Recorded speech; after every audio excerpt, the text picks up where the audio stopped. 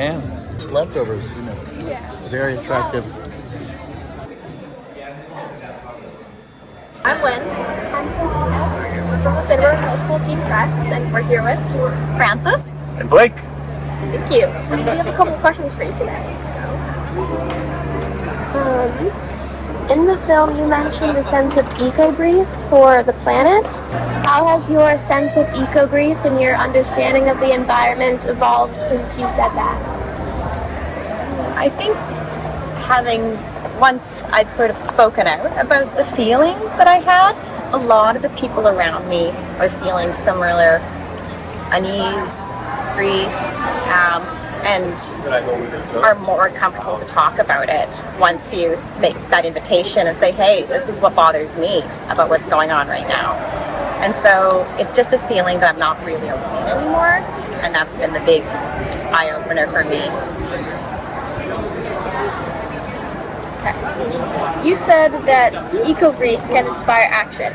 How else, other than that experience, has grief inspired you to take action?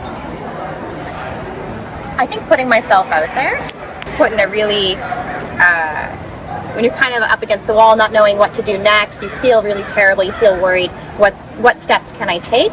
And in reaching that stage, I sort of looked around and said, well, what am I gonna do about it? What am I gonna start doing? And it's just the idea of putting myself out there and taking part in this documentary.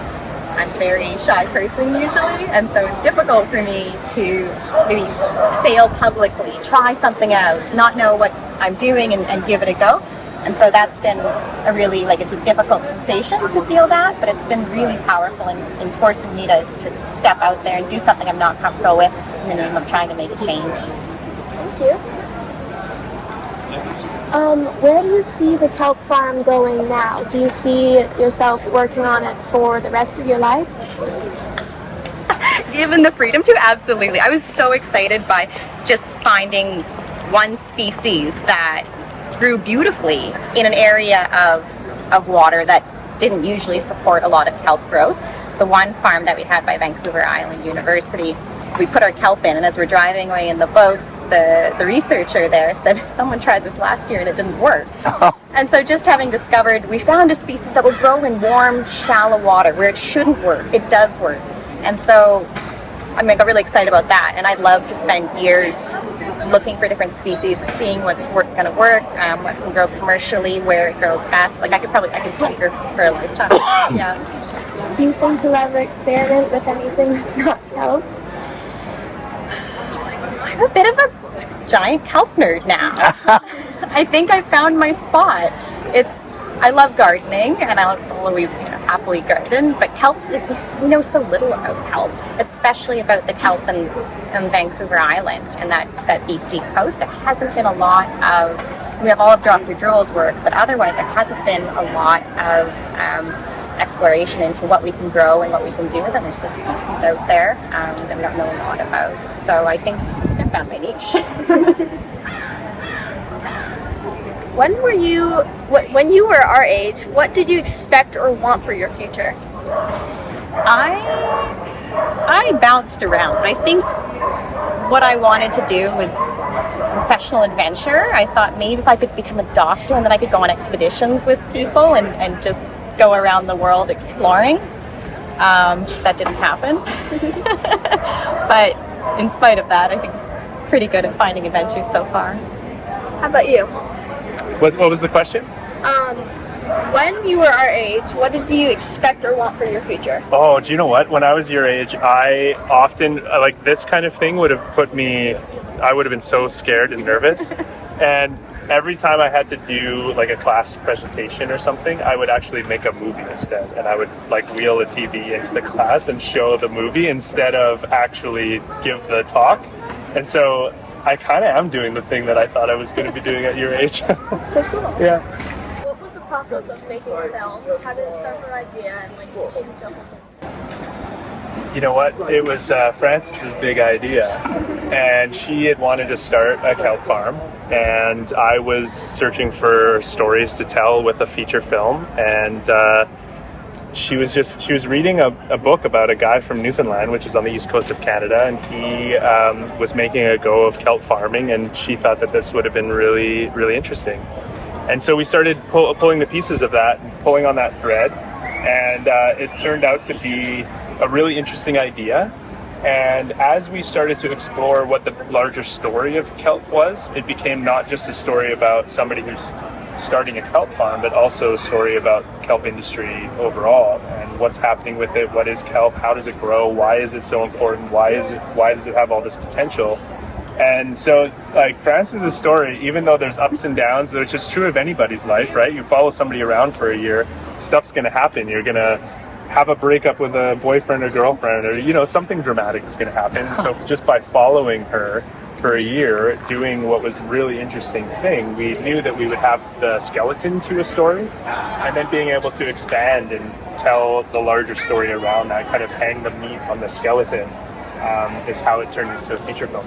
So my question is, like, what were the greatest setbacks that you guys had to, like, fight through to create this kelp farm? The two biggest setbacks were almost happening simultaneously, which made them one giant setback. And that setback was Frances got really, really sick. And hopefully it was clear in the film, but the kelp grows on the little spools. And it had to come from a place that was about 3-4 hours away from where we were filming. And it's really, really inaccessible place. And so they put it on a boat, and the boat sails to where you are. Once it's on the boat, it's kind of like a ticking clock. If you don't get those little baby kelps in the water, they die. And so they had shipped it, and then Frances got really sick. So now we had no choice. This kelp had to get in the water, otherwise we would have no farm at all. And then as soon as that happened, a giant snowstorm happened. And so it's like, we got to deal with a snowstorm. We might not even be able to get to the farm because everything is shut down because of the snow. And Frances might not even be able to come do the farm because of her strep throat and, you know, almost having to be hospitalized. So that was the challenge. I think it's scary. I think, interestingly enough, like, the film actually captured one of the hardest days in both of our lives. Like, when I think back of, like, top 10 most difficult experiences, that one's right up there. It just happens to be the one that we caught on film. Yeah. Thank you. Thank you.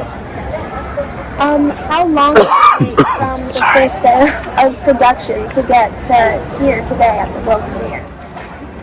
Yeah, it's been about a year and 4 months or so.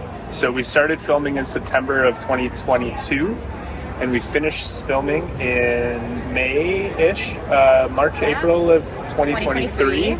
So it's been about a year and a half almost since we started filming. Yeah, it takes a long time to do. If you could give us one homework assignment, what would it be? I think everybody should go down to the water and see what the storm has washed up and try and identify one species of kelp, because there's going to be a whole bunch out there. How about you?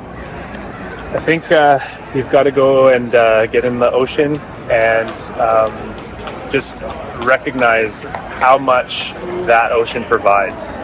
So Frances is giving you the identify a type of seaweed. I want you to identify as many different species of life that you can. The storms, Canada, Vancouver on an island, I'm assuming has a couple storms like Santa Barbara does. Is there any like setbacks to like the bacteria in the ocean when it comes down through the mountains?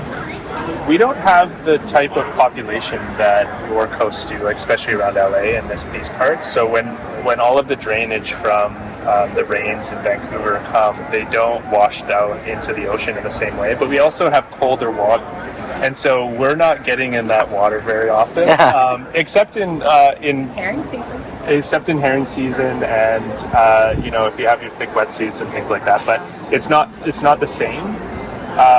But we do have some really bad issues that are happening with weather, not only with snow, but also the same atmospheric rivers that you've been having.